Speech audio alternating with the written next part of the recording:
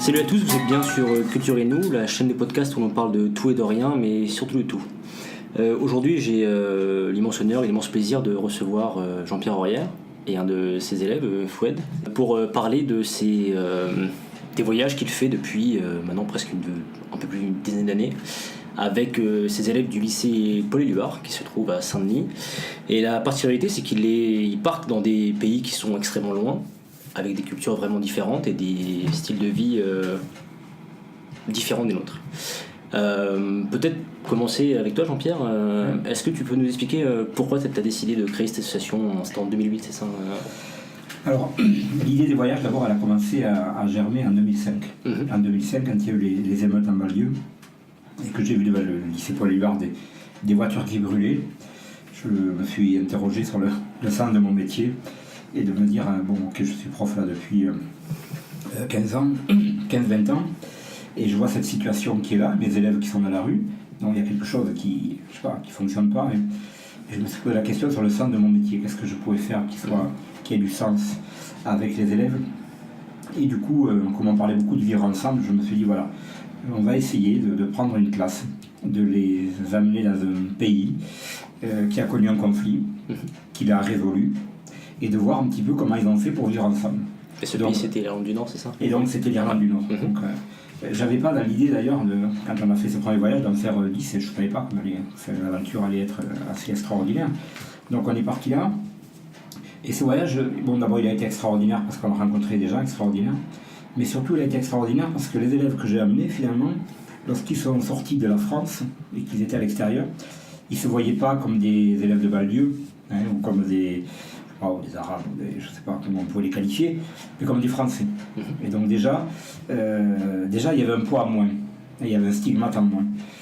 Et voilà, donc ça s'est tellement bien passé que finalement, le hasard a fait que je me suis retrouvé quelques semaines après le retour du voyage à l'ambassade des États-Unis, avec le recteur à l'époque de l'Académie de Créteil, qui est maintenant ministre, notre ministre, M. Blanquer, à qui je lui ai parlé pour la première fois. Je lui ai dit, voilà, je partirai l'année prochaine aux États-Unis, travailler sur les migrants entre le Mexique et les États-Unis. Il m'a dit, c'est une bonne idée.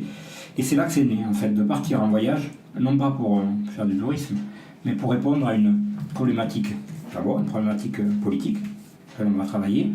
Et puis en fait, je m'aperçois que ce voyage, pour les élèves, c'est aussi, et là on en reparlera, mais pour le Vietnam, c'est un voyage intérieur. C'est-à-dire que c'est un décentrement qui les oblige à s'interroger sur eux-mêmes un petit peu et sur leur vie, d'une certaine façon. Et là c'est le dernier que l'on a fait, donc c'est le 12e celui-là, je crois, puisque maintenant j'en ai fait 2 cette année. C'est le 12e voyage. Pour celui-là, physiquement, puisque j'ai 2 photos, une photo du départ et une photo de l'arrivée quand on revient, physiquement, mes élèves ont changé. D'accord. Et alors à l'intérieur aussi. J'imagine. Mais parce que j'ai souvent j'ai souvent vu sur le site internet ou dans tes interviews respectives que tu as pu faire, parce que tu es prof d'histoire géo, donc aussi d'éducation civique, qu'un voyage, ça équivalait à finalement 1000 heures d'éducation civique. Et j'ai aussi entendu, alors ça moi c'est ce que j'adore quand je fais des voyages moi par exemple, c'est que quand on arrive quelque part à un endroit qu'on ne connaît pas, on est mis à nu. C'est ce que j'ai. Et toi t'avais dit que ce que tu aimais bien c'est de voir les élèves qui arrivaient le jour même à l'aéroport. Ouais, voilà. Le premier contact quand on arrive à l'aéroport, c'est c'est simple. Moi je les regarde du coin de l'œil tous, parce que je sais qu'il y a les odeurs, il y a le climat. Alors c'est vrai que là au Vietnam le premier jour ça a été assez rude. Le climat, ça a été assez dur. La manière dont se comportaient les gens. Et là, tout d'un coup, les élèves, en fait, ils sont plus eux-mêmes. Ils sont tout nus. Ils ont plus de... C'est pour ça que je veux partir loin. Parce que si on part en Italie ou si on part, en Belgique ou en Espagne, on est en Europe, finalement, avec les mêmes habitus, quoi. C'est-à-dire, on a la même chose. Quand on part là-bas, il y a une chose toute simple, c'est que le premier matin, je trouvais ça assez adorable. J'ai un élève qui... On avait loué, c'est vrai, un très bel appartement. Et il arrive dans le frigo, il ouvre le frigo et il me demandait où était le lait. Ouais. Et j'ai dit, non, on est au Vietnam, il n'y a pas de lait. On ira manger du riz et de la soupe. Donc là, déjà, le premier choc, il est culinaire, c'est sûr. Mais c'est vrai que ce que j'adore, c'est ça. C'est quand on sort de l'aéroport, on a fait toutes les formalités. Et puis voilà. Et après, c'est à eux de découvrir. Alors pour rester, puis après je viendrai vers toi Fouad, mais pour rester sur l'historique, moi quand j'en parle avec mes amis, parce que moi c'est un projet que j'adore, la question qu'on me pose toujours, c'est comment est-ce qu'il fait pour trouver les financements. Parce que j'avais vu que c'est ça, que les élèves mettaient 300 € de leur poche, enfin les parents mettaient 300 € de leur poche, et donc comment tu as fait pour tous les financements? Bah écoute, j'allais dire, la première fois j'ai été chercher l'argent avec les dents, parce que c'est l'expression que j'avais employée auprès de mon collègue Martin quand on est parti vraiment pour le premier voyage, c'est-à-dire aux États-Unis, au Mexique. Donc je suis allé, pris mon courage à deux mains finalement, je suis allé voir Patrick Brauzek, qui est président de Pleine Commune. Président de Pleine Commune, député à l'époque, et ancien instituteur, ça c'est important, qui est instituteur. Et donc, je lui ai parlé de ce que je faisais, et je crois que je l'ai convaincu, parce qu'il m'a dit ce que tu fais, moi je l'ai fait aussi. Et il m'a dit ce que tu fais, je trouve ça extraordinaire. Il a eu l'occasion de me le redire là, il y a une quinzaine de jours, donc ça me touche beaucoup. Et donc c'est lui qui m'a mis en contact avec des entreprises, qui depuis, d'ailleurs, je leur rends hommage, qui depuis m'ont jamais lâché. Et parmi eux, il y en a deux. Il y a Olivier Pelat, président d'Europe Équipement, qui lui finance une grosse partie du voyage. Et on a été dîner à la Légion d'honneur la semaine dernière avec lui, il avait invité pas mal de personnes. Il me l'a redit, il m'a dit bon, moi je vous aiderai tout le temps, toujours. Et puis, grâce à lui aussi, l'entreprise Eiffage. D'accord. Donc avec qui maintenant j'ai noué des partenariats extrêmement forts. Et pour la petite histoire, ceux qui sont partis au Vietnam, cette année ils ont gagné le gros lot, parce que non seulement on est parti au Vietnam, ensuite on revient. La semaine d'après, grâce à Eiffage, donc, on est parti donc faire le semi-marathon de Millau, financé par Eiffage, le week-end. Ouais. Et ensuite, le 23 juin, on va assister au combat avec Souleymane Sissoko et puis le champion du monde de boxe. Donc c'est financé par Eiffage aussi. C'est génial. Donc ils ont beaucoup de chance. T'as couru ou pas, Fouad? J'ai couru les 23 km. Ouais, et alors ça s'est bien passé? Et c'était génial. C'était génial, ouais. Le viaduc, c'est le grand viaduc, là, c'est ça qui Voilà, on monte le viaduc, ouais. puis après on court sur le viaduc et on redescend. D'accord. Et t'as couru en combien de temps? 2h20. 2 heures? C'est pas mal. Et Jean-Pierre, t'as couru ou... Alors moi j'ai pas couru. Moi j'ai pas couru, je le regrette, je pouvais pas là. Ouais. Mais j'ai passé un pari avec Souleymane Sissoko, qui lui non plus n'a pas couru. Enfin lui est champion olympique quand même. Que en 2000, donc à 22 ans, parce que tous les 2 ans je courais à nouveau avec lui. Alors pour la petite histoire, c'est que comme les élèves sont mineurs, la grande majorité, il était là pour des raisons juridiques. Il était donc convenu qu'il fasse la moitié du parcours. D'accord. Donc il y en avait 7 qui montaient, donc Fouad. D'accord. Moi j'étais sur le viaduc et les 7 autres. Donc dès qu'ils arrivaient, les autres partaient. Donc Fouad faisait partie il est arrivé le premier avec Riyad. Bien, ouais. Et voilà, je leur ai dit allez, venez. et puis il m'a désobéi et il a fait la totalité. D'accord. T'étais mineur, c'est ça? Voilà. Ouais. Il a fait la totalité, mais bon, comme j'ai vu qu'il était en pleine forme, il arrive quelque chose, c'est moi qui prendrai, mais bon, il est arrivé. Ça se trouve, tirer aux Jeux Olympiques sur Paris en 2024. Oula. Faut s'entraîner encore. Ouais, c'est vrai. Bon, pour revenir sur le Vietnam, donc déjà, je pense qu'on a tous compris comment enfin l'historique un petit peu de l'association. Je précise juste pour que tout le monde comprenne un petit peu l'envergure de cette association. Les voyages que tu as fait durant ces 11 ans, 12 ans, donc le Vietnam, là c'était le dernier, le Gabon, le Chili, la Nouvelle-Calédonie, Madagascar, Brésil, Inde, Guatemala, Afrique du Sud, frontière américano-mexicaine et Irlande du Nord qui était le premier. Donc c'est quand même des pays qui sont quand même loin. Moi j'y suis d'ailleurs allé dans aucun, je crois. Donc c'est pas mal du tout. Alors maintenant, toi Fouad, parce que je suppose que Jean-Pierre Arrière était quand même connu dans le lycée OT. Et est-ce que enfin, tu le connaissais avant de le rencontrer? Non, pas du tout. Pas du tout? Pas du tout. D'accord, ok. Alors quand t'es arrivé dans début d'année, quand est-ce qu'il t'annonçait à toi et à tes camarades que vous alliez partir au Vietnam? Bah alors c'était le cours de projet. Ouais. Voilà, je savais pas à quoi consistait le cours. Il y avait Monsieur Pardo, le professeur des SVT qui est venu avec nous, et Monsieur Arrière. D'accord. Puis ils ont craqué, ils nous ont dit qu'on allait au Vietnam, quoi. Ouais. Et après il y a eu un silence en fait, parce qu'on s'est dit c'est quoi, c'est pas vrai ça. Ouais, tu t'es dit on va au Vietnam dans le livre, quoi, c'est ça, ouais. Je sais même pas pourquoi ils disent ça, quoi. Je comprends. Et après, au bout de quelques semaines, on a commencé à réaliser, à se motiver,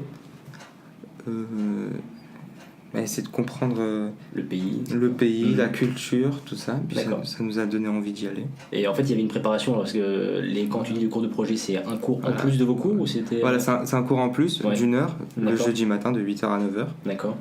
Où on étudie le Vietnam. Le Vietnam, ok. Jean-Pierre, pourquoi est-ce que tu as choisi ce pays-là? Pourquoi j'ai choisi ce pays-là? En fait, je voulais retourner en Asie. En fait, on avait été très peu en Asie, on avait été seulement en Inde, et je voulais aller en Asie de l'Est. Et j'avais le choix entre plusieurs pays, il y avait la Chine, bien sûr, mais le Japon, mais bon, le Japon, c'est l'année prochaine. Et le Vietnam. Et en fait, je voulais travailler sur le delta du Mekong, parce que bon, j'aime bien les fleuves, déjà. Donc ça a plein de poésie, il y a plein de choses qui peuvent se passer sur les fleuves. Et puis voilà, je me suis dit le Mekong, c'est un fleuve qui est chargé d'histoire, parce qu'il y a eu la guerre aussi. Et au départ, c'était de travailler sur le fleuve du Mekong, aussi bien du côté vietnamien que du côté cambodgien. Et puis, bon, il faut faire des choix, hein, on ne pouvait pas tout faire à la fois, donc on s'est polarisé sur le Vietnam, donc uniquement. Donc sur la capitale, puisqu'on arrive au Ho Chi Minh Ville. Donc là, c'était l'aspect guerre du Vietnam, essentiellement, avec la visite d'un centre de victimes de l'agent orange, donc ça c'était extrêmement émouvant. Alors l'agent orange, que je précise pour ceux qui ne connaissent pas, c'est le napalm en gros, c'est ça hein? Non, l'agent orange, on dira que c'est le glyphosate, parce qu'on dit que c'est pas cancérigène, mais le glyphosate ou le Roundup, c'est-à-dire ceux qui ont balancé les Américains par milliers de tonnes sur les forêts du Vietnam pour les défolier, c'est-à-dire pour enlever les feuilles et voir la progression du Viet Cong. Et donc la molécule qui était censée être opérante pendant 7 ans, on s'aperçoit qu'elle en a encore pour 100 ans. Et cette molécule, elle est rentrée dans l'eau, elle est rentrée dans la terre, elle est rentrée dans les végétaux, les animaux et tout ça. Et à l'heure actuelle encore, on a plein de femmes qui mettent au monde des enfants qui n'ont pas de bras, qui n'ont pas de jambes. Donc ce qu'on a vu là, je crois qu'ils ont pris cher dans mes élèves, ce qu'on a vu là, c'était quand même particulièrement fort, puisque moi, quand je suis rentré dans ce centre, je me suis dit, ça va être comme en Afrique du Sud, je vais me mettre à pleurer, ça va être horrible. Et en fait, on a vu des choses, terribles, je dis pas horribles, mais terribles. Et pourtant, ces gens que l'on a vus, les filles et les garçons, à qui vraiment la vie n'aurait pas fait de cadeau, ils étaient pleins de joie, pleins de joie, pleins de vie. Ils apprennent un métier. On a vu une jeune femme qui nous a écrit une lettre de bienvenue avec ses pieds, une super lettre, qui faisait des tableaux avec ses pieds aussi. Il faudrait pouvoir raconter parce que c'est lui qui... Voilà, mais ça m'a... Bon, alors la première partie c'était ça, je termine. La deuxième partie, ce que je souhaite faire maintenant, chaque année, c'est d'aller dans un endroit où personne ne va. Donc là, pour le coup, alors Vincho, personne n'est allé là. Alors Vincho, c'est une petite ville qui a donc à l'embouchure, dès que le Mekong arrive à la mer, donc au bord de la mer, ville de pêcheurs, ville d'élevage de crevettes aussi. Hein. Et là, ils n'avaient jamais vu d'étrangers, du coup. Et donc, on avait passé, ça a duré longtemps, cet accord là, pour aller dans cette ville, parce qu'il a fallu, c'est un pays communiste, donc il a fallu des accords administratifs qui ont duré très très longtemps. Et donc, on a été accueillis là pendant une semaine, je crois, et les élèves ont fait une rénovation d'école. Et puis, nous, on leur a donné de l'argent aussi pour construire un terrain de foot. Et on a vécu là des moments d'une émotion intense. C'est très très fort. J'imagine. Tellement fort, puisque j'ai découvert ce matin. Ils me l'ont envoyé par WhatsApp, là, qu'ils avaient imprimé des t-shirts et des mugs à mon effigie, à Vincho. Ah oui. Alors là, ça ne revient pas. Ah bah c'est vrai, ça fera plaisir. Mais bon, voilà. D'accord. Il faut être raconter à la fin ce qui s'est passé quand ils ont été au lycée, quand il y avait l'accueil, c'était fort, quoi. J'imagine. Alors, toi, t'es en première STI, donc c'est Sciences Techniques de l'Ingénieur ou l'industrie et du développement durable. D'accord. Qu'est-ce que tu connaissais du Vietnam, en quelques mots, avant d'y aller ? Est-ce que tu avais déjà une représentation, une image du Vietnam ? Parce qu'on a toujours une image avant d'aller dans le pays, qu'elle soit positive ou négative d'ailleurs. Alors, le Vietnam, je connaissais un peu. Voilà. Où c'était situé précisément, ça je savais pas. Voilà. Tu avais entendu parler de la guerre avant, je suppose, c'est ça ou... Si, la guerre du Vietnam, tout ça, mais sans plus. D'accord. Et quand on m'a dit que je devais y aller, ça m'a intrigué, mais c'était intéressant. Et du coup, tu as travaillé dessus durant toute l'année Voilà, et je me suis dit, mais il faut y aller là. Ouais. Il faut découvrir, il faut voir ce qui s'est passé avec les Américains, tout ça. Et puis je savais que c'était des gens très agréables à rencontrer et qu'il fallait y aller. D'accord. Et quand t'es arrivé sur place, alors déjà, tes parents, comment est-ce qu'ils l'ont pris est-ce qu'ils ont eu peur ? Parce que généralement, les parents peuvent être un peu... C'est loin quand même. Ouais. C'est vrai ? Je dis, je pense que c'est vrai là. Puis après, au bout d'un certain temps, ils ont réalisé aussi que j'allais vraiment y aller. Voilà, au moment où il fallait se préparer pour y aller. Après avoir donné tout ce qui est les chèques, papier administratif à remplir, enfin tout ça. Là, on a réalisé. Puis ils étaient contents aussi. Ouais, forcément. Ils avaient un peu peur, mais ils étaient contents. D'accord. Surtout ma mère. Normal. Tous les mamans sont pareils, mais. Mais est-ce que toi, t'es déjà parti avant de faire ce voyage? Alors, t'es déjà parti aussi loin? Bah non, non, c'est pour ça que je voulais y aller aussi. Ouais, forcément. J'ai dit, mais c'est super loin, 12 heures de vol, tout ça. Ouais. Faut y aller, c'est génial. Et puis, après, je suis allé. D'accord. Alors, le premier jour, quand t'es arrivé, les premiers jours, quand t'es arrivé, qu'est-ce que t'as ressenti? Alors là, le premier jour, il était super dur. Oui. Vraiment très dur, mais je savais que ça allait être dur en arrivant. Alors le climat, j'avais jamais ressenti un climat tropical. Alors, en avril, c'est la mousson ou non? C'est après la mousson? Ouais, c'est après la mousson. C'est la saison sèche, il faisait très chaud. D'accord. Mais je pense qu'il venait de pleuvoir parce que quand on est arrivé, on regarde à l'extérieur, c'était le matin, il était 5h du matin, il y avait le lever du soleil, mais on voyait de la vapeur d'eau à l'extérieur. Et là, j'ai commencé à dire, mais c'est quoi ça? Puis après, on est sorti, et là, on a l'impression d'être dans un hammam en fait. Et il fait vraiment chaud. On sent une très forte chaleur et en fait on suffoque, on a du mal à respirer au début. Ouais. Puis après il faut s'habituer tout ça. En plus on est fatigué dû au décalage horaire surtout. Ouais, il y a combien de décalage horaire? Il y a 5-6 heures. Ouais. Donc c'est vraiment très dur. Surtout si on est en manque de sommeil, tout ça. Ouais. Donc voilà. C'est vraiment très dur à supporter. Ouais, j'imagine. Tous les jours. Puis voilà. J'étais très fatigué. Puis après, on est arrivé, j'ai fait une sieste d'1 heure. Monsieur R m'a réveillé, ça m'a énervé. on a dû partir à l'ambassade. Et t'as trouvé le lait finalement ou pas? T'as trouvé le lait finalement ou pas? Non. Non, je le cherchais, je trouvais. Bon, c'est pas grave, c'était bien de manger le riz le matin, tout ça. D'accord. Parce qu'on avait l'impression qu'il était midi en fait. Comme dès qu'on fait la grasse mat par exemple en été. Ouais. Puis il est midi, il y a le soleil, tout ça, il fait chaud, il fait vraiment chaud, donc on peut manger du riz, tout ça, il n'y a pas de problème, on a l'impression qu'il est midi. D'accord, et donc vous êtes allé à l'ambassade de France, c'est ça? Ouais, le premier jour dans la soirée. Et c'était quoi? C'était un discours, une rencontre avec l'ambassadeur de France? Voilà, avec le consul général, c'est ça, c'était le consul général d'Ho Chi Minh. On a eu une rencontre avec lui, on a discuté, il nous a posé des questions, pourquoi on venait, qu'est-ce qu'on allait faire. C'était intéressant de le rencontrer, de savoir ce qu'il fait là-bas. Ok. Son parcours aussi. Ouais. Voilà. D'accord. Et alors après, parce que tout à l'heure, Jean-Pierre Rien a parlé donc de la guerre du Vietnam, de l'agent orange qui a eu un impact sur la population. Et notamment, Jean-Pierre, tu as parlé de ces enfants qui naissaient sans bras, sans jambes. Toi, quand tu avais vraiment eu affaire à tout ça, parce que quand tu avais dû le voir en vrai, toi et tes camarades, qu'est-ce que vous avez ressenti? Comment est-ce que vous avez géré ça? C'était le 2e jour. Ouais. J'appréhendais, je me suis dit, mais est-ce que ça va. Je vais être choqué, etc. Mais quand je suis arrivé, en fait, j'étais plutôt content parce que la situation de vie qu'ils ont, elle est vraiment géniale parce qu'ils sont comment dire, ils sont vraiment bien logés, bien nourris.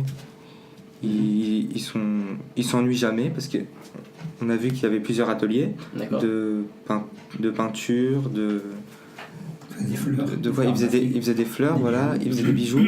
Donc ils étaient toujours en train de s'occuper et ils s'ennuyaient jamais. Et ça, je trouvais ça génial parce que je me suis dit, mais ils doivent s'ennuyer comme ça toute la journée.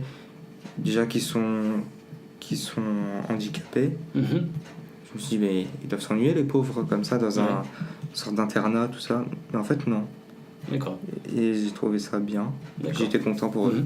Et donc c'était le premier jour, donc t'es content pour eux, t'avais une appréhension, je pensais que j'allais être triste en les voyant, mais en fait non, j'étais content. D'accord, ok.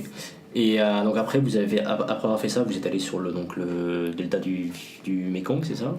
Vous avez est-ce que vous avez pris des bateaux pour un peu faire le delta ou pas, ou c'était trop Non, on n'a pas pris le bateau, en fait on n'a pas pris le bateau. En fait, ce qu'on a fait, donc on est resté avec eux dans cette ville-là. Pendant 5 jours, on a vécu vraiment avec eux. Mais le trajet en car pour y aller, c'était long. Oui, alors on a mis 7 heures pour y aller, c'était très long. De Ho Chi Minh Ville jusqu'au Delta. Oui. Donc là, c'était très long. Et donc, là, on est resté. Puis on a passé du temps avec eux. En fait, j'ai oublié de dire qu'après, une fois qu'on a terminé ce qu'on avait à faire, on les a quittés.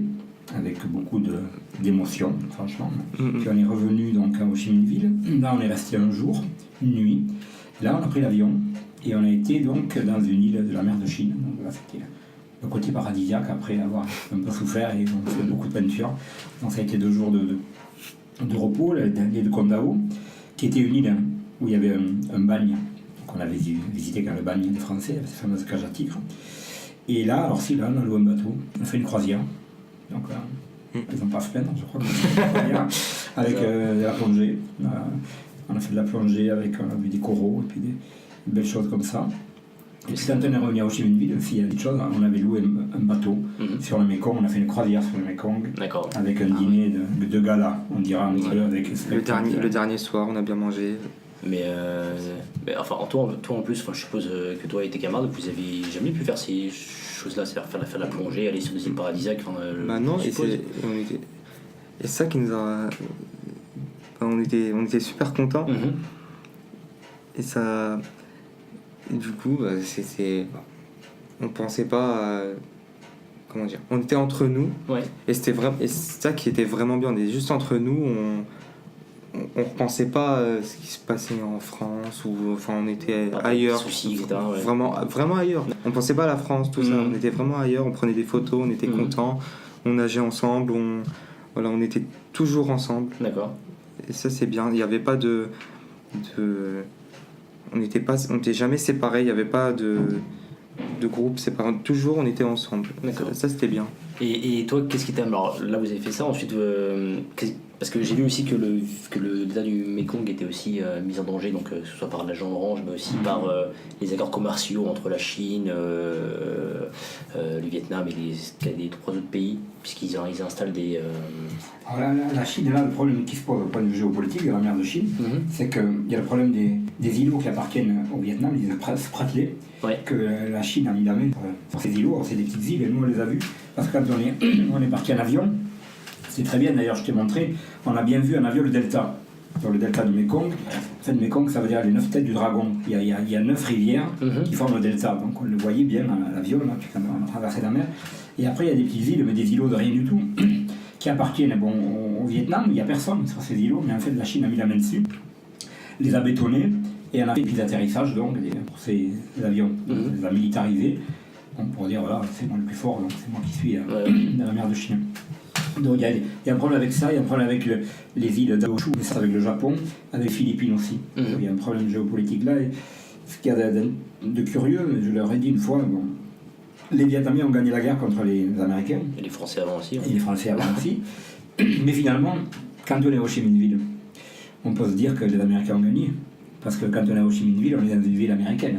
Oui. Une super ville américaine. Bon, nous, on était dans le centre UP, avec des trucs verticaux, là, des buildings et tout ça, et tout est américanisé, quoi.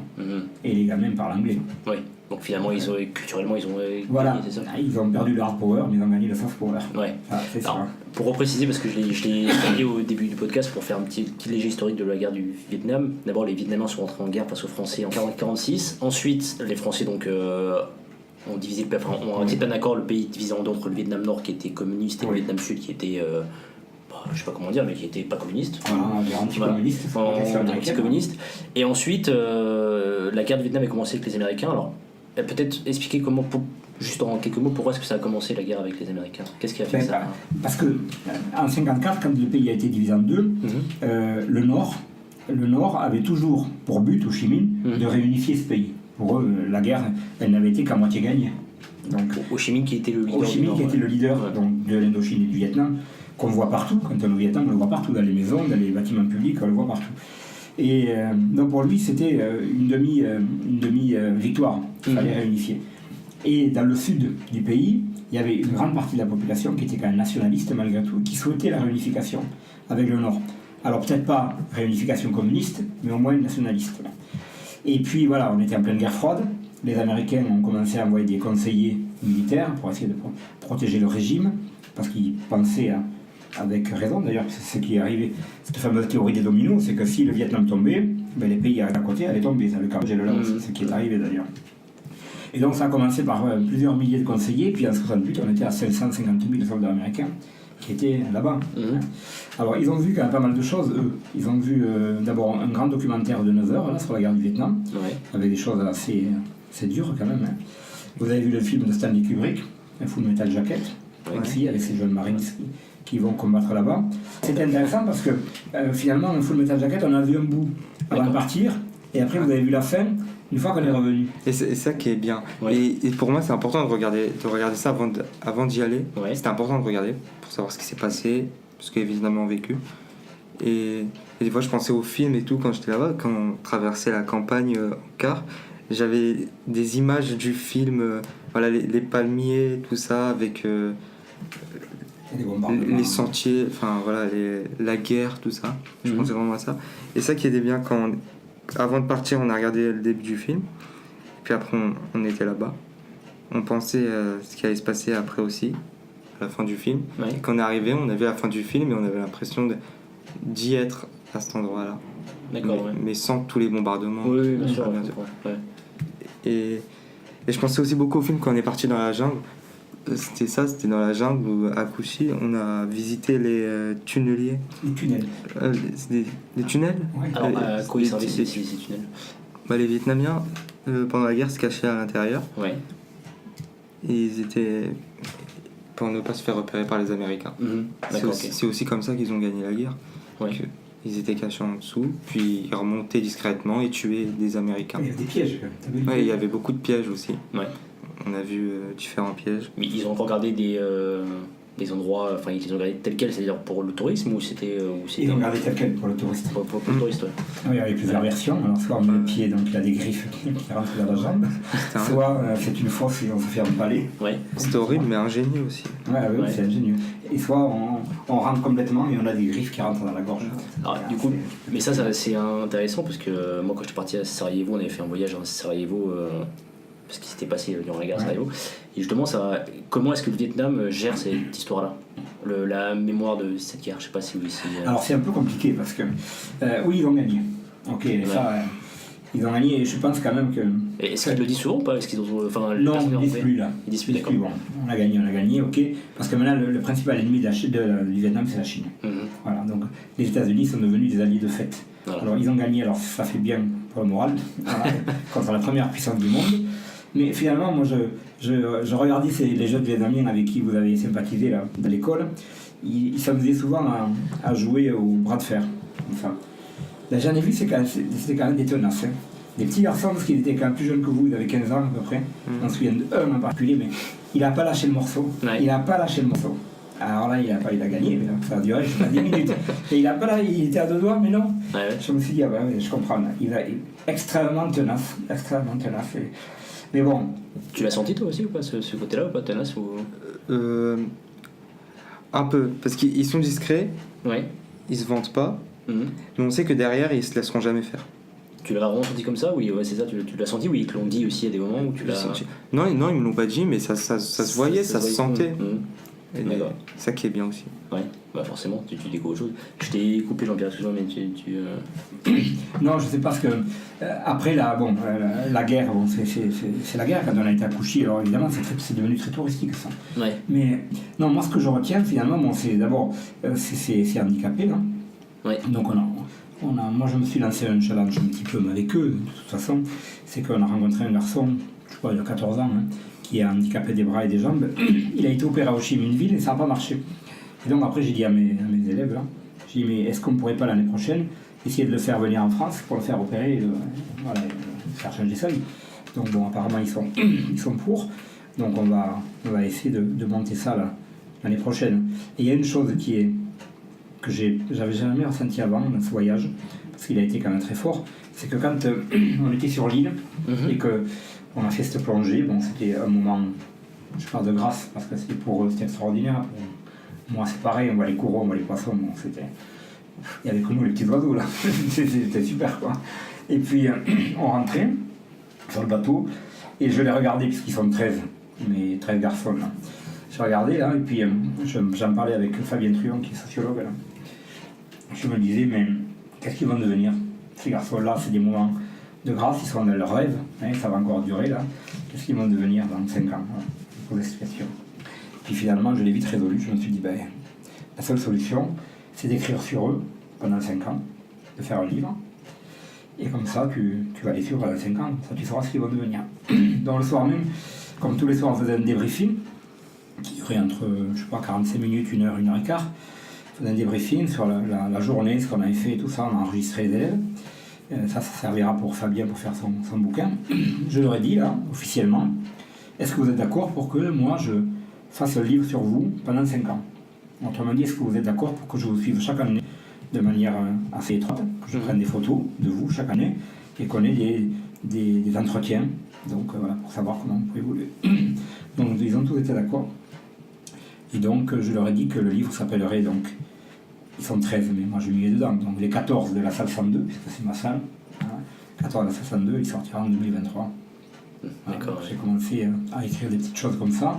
Et puis Fabien de son côté va en faire un autre livre sur le Vietnam qui va s'appeler, je le dis, La taille des arbres.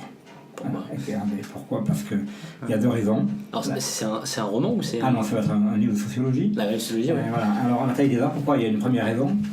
Alors, même quand on arrive dans la capitale aussi d'une ville, quand on regarde les arbres, ils sont immenses. Ouais. Vraiment super, super grands, quoi. Ils étaient obligés d'être sur des sortes de grues, c'est ça? Oui, pour pouvoir les entretenir. Ouais. Voilà, et on a même plein d'ouvriers qui sont là pour entretenir les arbres parce qu'ils sont immenses. Et même quand on est en car, on traverse le Vietnam en car, toutes les campagnes, on regarde les arbres, ils sont immenses, ils sont magnifiques. Ouais. Ça, c'est la première explication. Et la deuxième, c'est l'explication, bon, c'est un sens imagé, c'est que les adolescents, c'est comme des arbres qu'il faut tailler. Ouais, un petit d'accord. peu pour les... Voilà, donc ça taille les arbres. Donc voilà. Donc, il y aura 2 livres qui vont être faits là-dessus, parce que moi, ce voyage, je dois le dire, il m'a vraiment bouleversé. C'était différent des autres que tu avais Ouais, ça a été différent des autres. D'abord parce que le groupe était peu nombreux. Parce que généralement, tu pars avec des classes de combien? Alors, généralement, c'est des classes entre 25 et 30. Voilà. Puis après, avec les STI, c'est 17. Bon, là, il s'avère qu'il y avait 4 élèves qui sont pas partis, donc on se retrouve à 13. D'accord. Avec 3 accompagnateurs d'abord, au départ, enfin 2 plutôt, et puis bon, Fabien. Et après, la semaine d'après, il y a une accompagnatrice, enfin la CPE, qui nous a rejoint, donc on était 4.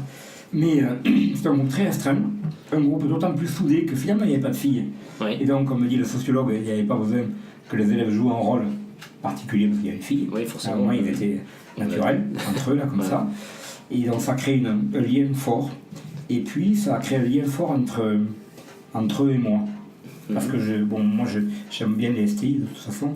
Mais là, j'ai découvert, quoi. J'ai découvert d'autres personnes. Qui m'ont pas déçu d'ailleurs. Et voilà, ça m'émeut parce qu'en plus, après on a embrayé sur Millau, et quand je les ai vus courir et que c'était vachement émouvant, quoi. C'était bien, c'était des bons moments, quoi. Parce que là, c'est plus le rapport professeur-élève, quoi, c'est le rapport... Non, il y a un rapport d'amitié, un rapport d'affection qui est très fort, quand même, ça c'est sûr. Alors peut-être deux dernières questions, une sur le voyage et une sur... Qu'est-ce que tu as retenu de ce voyage? Qu'est-ce qui t'a marqué? Qu'est-ce que tu as retenu? Et en quoi tu trouves que ce voyage t'a changé, pour le coup? Alors, ce que j'ai retenu, c'est comment était l'Asie, le rythme de vie, la culture qui n'est pas du tout la même que la nôtre, et le contact avec les gens. On peut aller n'importe où dans le monde, qu'on sache même pas parler la langue ou même qu'on ne sache pas parler anglais, il y aura un contact humain qui est fort et qui est très beau en fait, tout simplement. Juste avec un regard, on peut se comprendre et on peut trouver de l'aide, tout simplement. Si on est perdu, si on a besoin de n'importe quoi. Et en dehors de la France, il y a plein de pays qui sont magnifiques parce qu'il y a une solidarité et il y a une aide qui est vraiment très belle en Asie surtout si on part en Thaïlande, au Vietnam ou dans d'autres pays. Il y a une solidarité, il y a une aide qu'on aura toujours. D'accord, tu l'as vraiment senti comme ça? Voilà. Ouais. Bah, ça sert à ça les voyages aussi. Du coup, tu penses que ça t'a pu ouvrir sur le monde, et est-ce que tu souhaites, toi, pourquoi pas refaire d'autres voyages, pas forcément dans les sud-est, hein, mais ailleurs? Oui. Ouais. Ah oui, vraiment loin comme ça j'ai vraiment envie. Envie de repartir. Voilà. D'accord. Mais justement, pour revenir sur ça, dans les autres voyages que tu as pu faire, parce qu'il y en avait, c'était ma génération, tes premiers, hein, Ouais. qu'est-ce qu'ils sont devenus? Ah, qu'est-ce qu'ils sont devenus? Ils sont devenus différents, ça c'est sûr. Ouais. Alors il y a des profs, il y en a qui sont profs. Personne n'est parfait. Il y en a qui sont, voilà, il y en a qui sont à l'étranger. Et d'ailleurs, l'année prochaine, je vais retrouver un de mes élèves qui est au Japon, qui va nous servir d'interprète. C'est quand même magnifique. Il est parti lui aux États-Unis, donc maintenant il est au Japon depuis 4 ans, 5 ans maintenant. Donc il va nous servir d'interprète et voilà, tous ces élèves, ils vivent leur vie. J'ai beaucoup de contacts avec eux, certains plus proches que d'autres, mais j'en connais, enfin je crois que j'ai des contacts avec tous parce que je sais à peu près d'un par l'autre celui qui devient un tel. Un détail, mais il y a quelques semaines j'ai amené des élèves à la télévision et puis j'ai rencontré une vieille dame voilée qui me dit Monsieur Aurier, vous ne me reconnaissez pas? Alors j'ai dit si, je vous reconnais, vous êtes la maman de Riyad Amkash que j'ai pris aux États-Unis, qui m'a pourri la vie d'ailleurs. Et alors chaque fois elle me dit c'est grâce à vous mon fils est devenu un bon garçon, voilà, Inch'Allah, tout ça. Bon, hein. Elle me bénit 1000 fois et elle se rapproche des élèves et elle dit voyez cet homme là c'est un saint. Ouais. C'est un saint, oui. Alors bon, ça m'a touché. Et puis hier je rencontre une femme, c'est une femme pour le coup, elle a 38 ans, qui m'interpelle, Monsieur Aurier. Alors je dis, je suppose que tu dois être mon élève. Elle me dit, oui, j'étais votre élève il y a 21 ans. 21 ans. Et elle me dit, ah, mais je me souviens de vous comme si c'était hier. Ouais. Et elle me dit, voilà, je souhaiterais qu'une chose, mais elle a 8 ans, ma fille. C'est que ma fille est vous comme prof. Je dis, là, ça va être un peu juste. Mais voilà, et elle me dit, j'ai pas fait de voyage avec vous, mais j'ai jamais oublié ce que vous nous avez dit, qu'il fallait toujours essayer de se battre tout le temps. Voilà. Et elle m'a retrouvé en fait parce qu'elle est monteuse à la télévision. Et un jour, elle montait une émission de laquelle je participais avec Frédéric Lopez, du coup, elle était bien sûr, sur son prof, là, c'est dire ça alors. Donc voilà, donc c'est des. Ouais, tous les élèves, de toute façon, pour tous les élèves, il y a un avant et un après. J'imagine, oui. Et je voulais terminer parce que je vais faire l'annonce là. Alors, j'ai juste une dernière chose à dire, moi qui m'avait marqué la première fois que je t'ai rencontré. C'est une phrase qui m'a beaucoup. Ému pour le coup, c'est même sur ton site, un élève un jour t'a dit vous m'avez appris la tolérance. Et ça, moi, c'est ça que je trouve extraordinaire. Moi, c'est le but de mes podcasts, c'est que je pense que tout le monde peut parler de culture et Foued en est la preuve exacte, puisque tu as vu Vietnam et tu en parles extrêmement bien. Voilà, c'est ça en fait la culture, et que finalement, c'est aussi être ouvert. La culture, c'est être ouvert sur le monde. Et à tous ceux qui pensent qu'ils ne peuvent pas y aller, qui ne peuvent pas parler de choses qui ne sont pas légitimes, et vous avez la preuve concrète que c'est le cas. Donc voilà, c'est ça important. Et pardon Jean-Pierre, je t'ai coupé, tu voulais faire une annonce sur Voilà, alors c'est un petit peu le prolongement de ça. Moi depuis maintenant 30 ans, je suis avec les élèves qu'on appelle de banlieue. Je l'ai toujours défendu, même si on les montre du doigt. Et les voyages, c'est de montrer qu'avec eux on peut faire de belles choses, de grandes choses. Et j'ai été sollicité par un groupe donc, de professeurs, dirigé par un inspecteur général qui s'appelle Benoît Falaise, pour participer donc à un livre collectif qui va apparaître le 30 août à la découverte, qui s'appelle Les territoires vivants de la République.